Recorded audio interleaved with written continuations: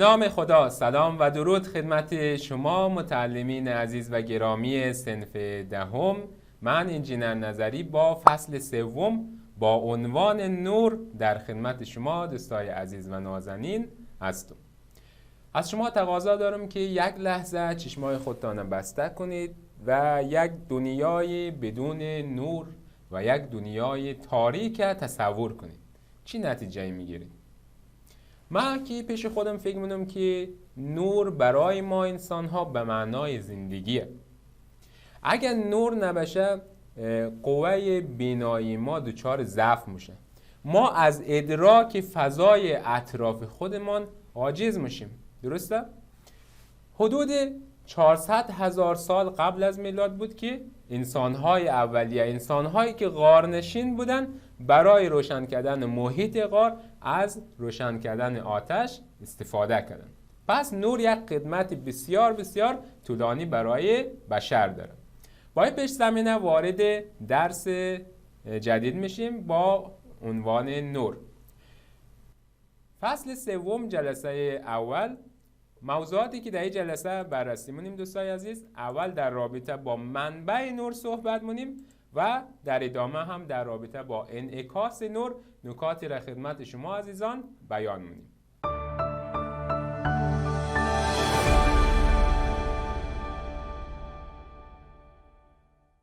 بحث اول ما در رابطه با منبع نوره که منبع نور چیه؟ تعریفش یه هر جسمی که از خود نور داشته باشه ما به این میگیم منبع نور. مثال واضح شما عزیزا اگه ببینید خورشیده. خورشید چون از خود نور داره میشه منبع نور. یا به مثال های دیگه که ما روی شکل برای شما آوردیم میتونید توجه کنید. مثلا گروپ چون نور داره یک منبع نور حساب میشه. یا شمع، درسته؟ یا آتش که ما روشن می‌کنیم. همه اینها به عنوان منبع نور شناخته میشن. حال منبع نور دوستان عزیز به دو دسته تقسیم میشه. منبع نور یا منبع نور وسیع یا منبع نور نقطه‌ایه. خب منبع نور وسیع چیه؟ منبع نور وسیع نور به صورت گسترده و پراکنده منتشر مونه. مثل چی؟ مثل خورشید، درسته؟ اما منبع نور نقطه‌ای چیه؟ منبع نور نقطه‌ای نور به صورت متمرکز و نقطه‌ای منتشر مونه. منبع نور نقطه‌ای به صورت طبیعی وجود نداره ولی ما میتونیم میره ایجاد کنیم. چه قسمی ایجاد کنیم؟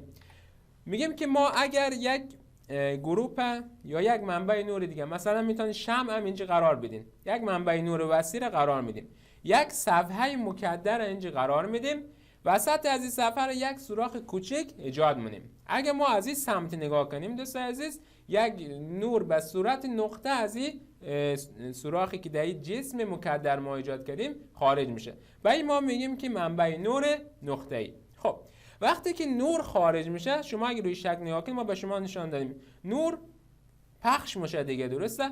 ما به این هر کدام از این خطایی که ما اینجا برای شما کشیدیم به اینها میگیم یک اشعه نور. در واقع نور شامل یک بسته نوره که وقتی پخش میشه منتشر میشه تبدیل به اشعه های نور میشه، درسته؟ خب اجسام از نقطه نظر عبور نور دوست عزیز به سه دسته تقسیم میشه. اجسام یا اجسام شفاف هستند یا اجسام مکدر هستند یا اجسام نیمه شفاف یا نیمه مکدرن. اجسام شفاف اجسامیه که نور از اینها عبور مونه. مثل چی؟ مثل شیشه، مثل آب، درسته؟ مثلا شما اگه این شکل نگاه کنید در و پنجره از شیشه ساخته شده دیگه، درسته؟ خب به دلیل از اینکه شیشه یک جسم شفاف حساب میشه نور از این عبور مونه. وقتی که نور عبور کرد باعث میشه که ما فضای بیرون شیشه رو بتونیم به راحتی ببینیم. مثال بعدی رو نگاه کنید. شما نگاه کنید این اطفال و این ماهی ها میتونن به راحتی نگاه کنن. چرا این اتفاق میفته؟ چون این ماهی ها پشت شیشه قرار دارن، درسته؟ و داخل آب هستن. شیشه و آب هر دو جسم شفاف حساب میشن. پس از هر دوی آنها چی؟ نور عبور مونه. وقتی که نور عبور کرد دوستان عزیز باعث میشه که اطفال به راحتی بتونن این ماهی های پشت شیشه را مشاهده کنن. اجسام مکدر اجسامیه که نور از این اجسام عبور نمونه. مثل چی؟ مثل سنگ، مثل چوب، مثل پلاستیک دیگه، درسته؟ نور از اینها عبور نمونه، پس به این اجسام ما میگیم اجسام مکدر. اجسام نیمه شفاف یا نیمه مکدر چیه؟ اجسام نیمه شفاف بخشی از نور عبور میدن، بخشی از نور هم جذب خودشان میدن. مثل یک بوتل پلاستیکی. شما یک بوتل پلاستیکی را اگر رو به روی نور قرار بدین دوستان عزیز، میبینین که یک نور ضعیف از این بوتل بیرون میاد. درسته؟ این نشان میده که یک بخشی از نور جذب کرده و یک بخش دیگه از این نور عبور داده. به این اجسام میگیم ما اجسام نیمه شفاف. بحث بعدی ما در رابطه با انعکاس نور. تعریف انعکاس نور چیه؟ میگیم برگشت نور از سطح اجسام، ما میگیم انعکاس نور. ما روی شکل هم چند نمونه زیبا از انعکاس نور به شما نشان دادیم. مثلا روی شکل نگاه کنید، تصویر ما روی دریا میبینیم، یک تصویر بسیار زیبا ایجاد کرده. یا بقیه تصویرها. از انعکاس نور دوستان عزیز برای تصویربرداری، برای عکس برداری، برای فیلم برداری استفاده میشه. در واقع انعکاس نور یک تکنیک دیگه که برای عکس برداری، برای گرفتن عکس های زیبا از این تکنیک استفاده میشه. خب انعکاس نور یا انعکاس ما به صورت منظم اتفاق میفته یا انعکاس به صورت نامنظم اتفاق میفته. انعکاس منظم چیه؟ اگر سطح جسم کاملا صاف و هموار بشه، انعکاس ما از نوع انعکاس منظمه. ولی اگر سطح جسم ما ناهموار و ناصاف بشه، انعکاس ما به صورت نامنظم خواهد بود. شما روی شکل هم میبینید. در شکل قسمت A یا سمت چپ شما میبینید که چون سطح جسم ما یک سطح صافیه، پس انعکاس ما منظمه. انعکاس منظم یک ویژگی داره. ویژگیش چیه؟ اشعه‌هایی که وارد میشن در یک جهت انعکاس پیدا مونن. درسته؟ پس در انعکاس منظم اشعه‌هایی که وارد میشن در یک جهت انعکاس پیدا مونن.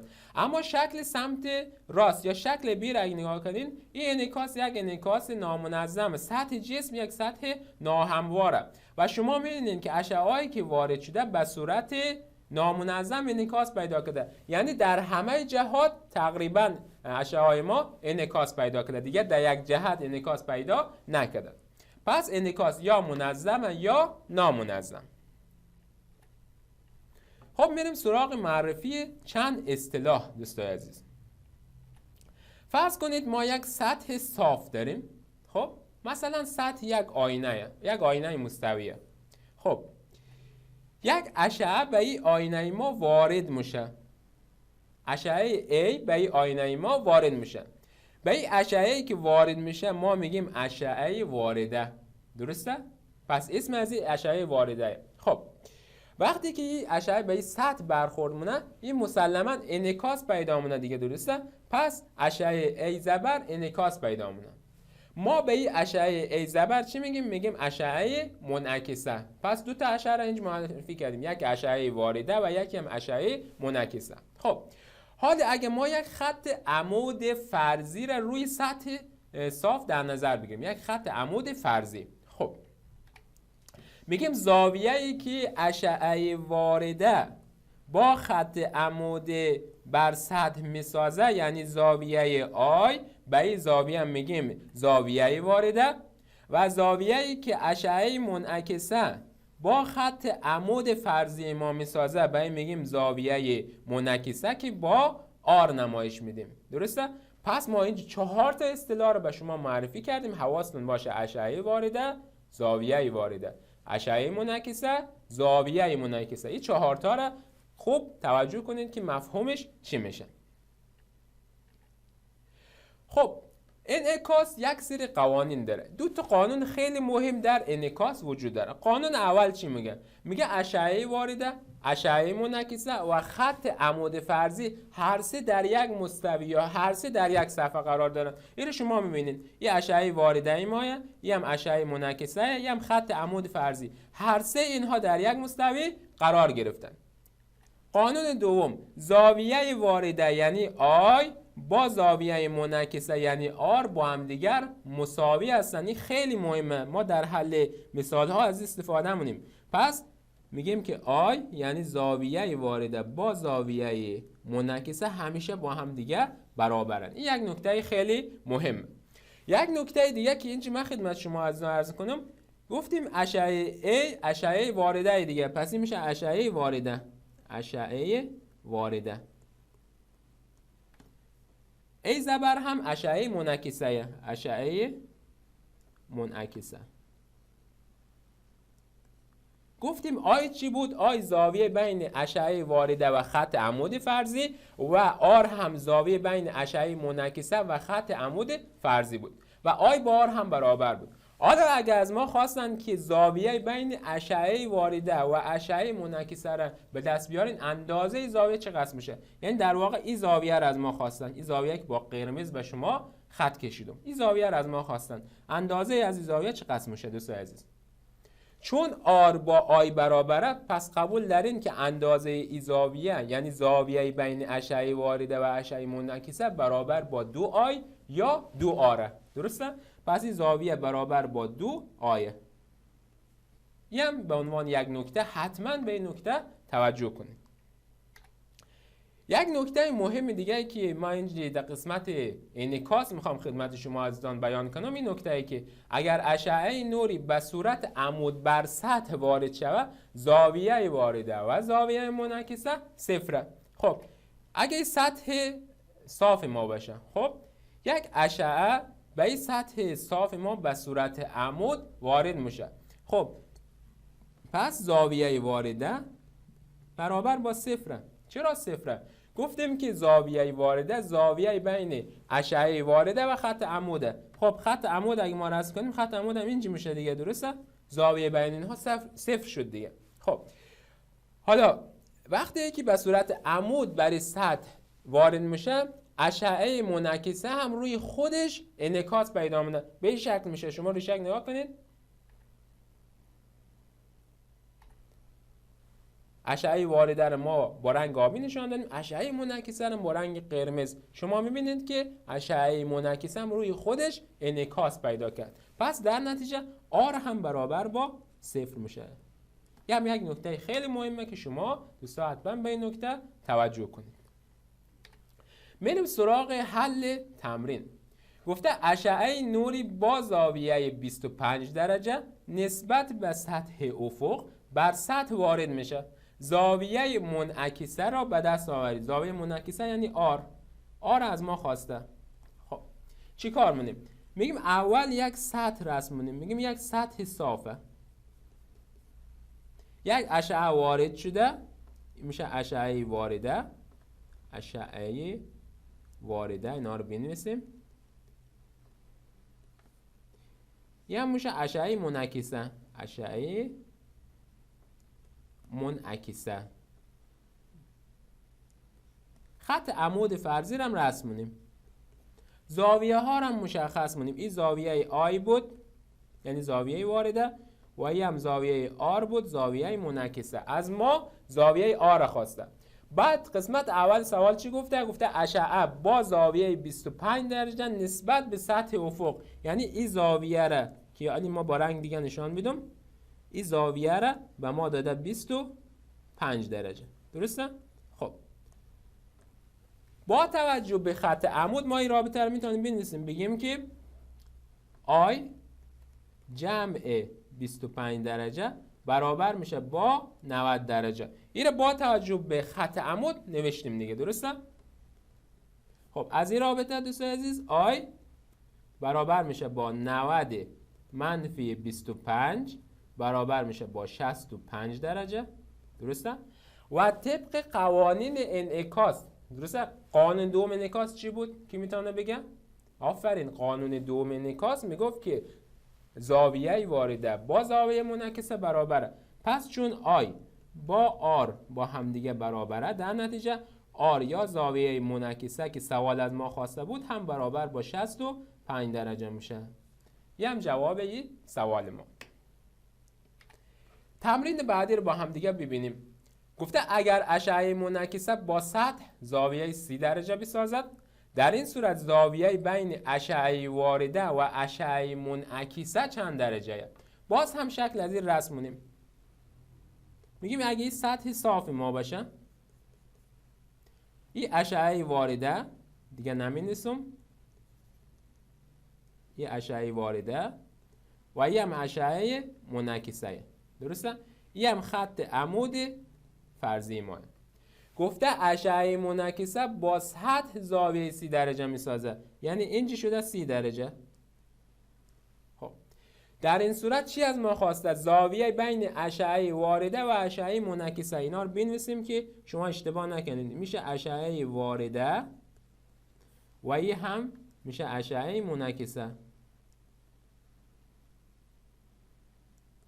خب زاویه بین اشعه وارده و اشعه منعکسه، یعنی کدام زاویه را از ما خواسته؟ این زاویه را از ما خواسته دیگه. درسته؟ این رو گفته برابر با چی قصه. در صورتی که میدانیم این آیه و این هم زاویه آر. خب میریم سراغ حل مسئله.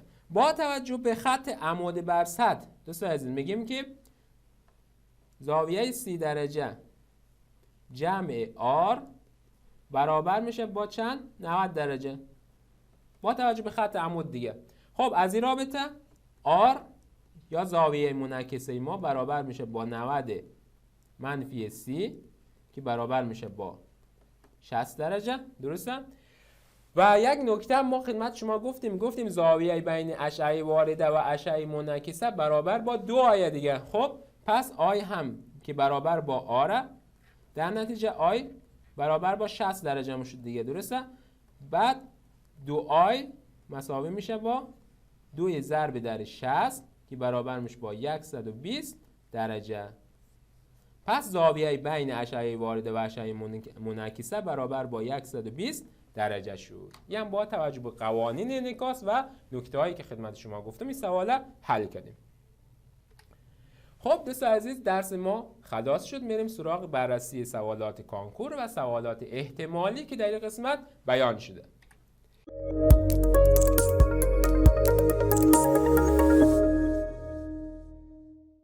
سوال اول از فرم دوم غور مطرح شده.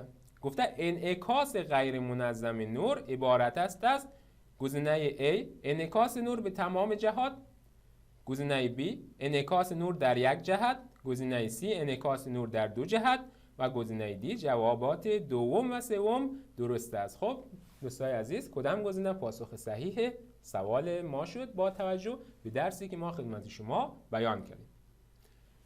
آفرین، گزینه اول پاسخ صحیح سوال ما شد. گفتیم که وقتی انعکاس ما یک انعکاس غیر منظم باشه، ما شکلش به شما نشان دادیم دیگه، انعکاس یک انعکاس غیر منظم باشه نور به تمام جهات انعکاس پیدا مونه. در صورتی که در انعکاس منظم اشعه وارده وقتی که به سطح وارد می شدن در یک جهت انعکاس پیدا میکردن. میریم سراغ سوال بعدی که یک سوال احتمالی که ممکنه در کانکور بیان شود. اگر زاویه میان اشعه وارده با سطح صافی 1/4 زاویه میان اشعه وارده و اشعه منعکسه باشد، در این صورت زاویه وارده چند درجه است؟ برای حل این سوالات حتما شکل رسم کنید تا به راحتی بتونید که تحلیل کنید سوال پیش خودتان. خب ما یک شکل رسم کنیم. میگیم یک سطح صافه. سطح صاف مثل چی؟ مثل مثلا سطح یک آینه مستوی. خب میگیم این اشعه وارده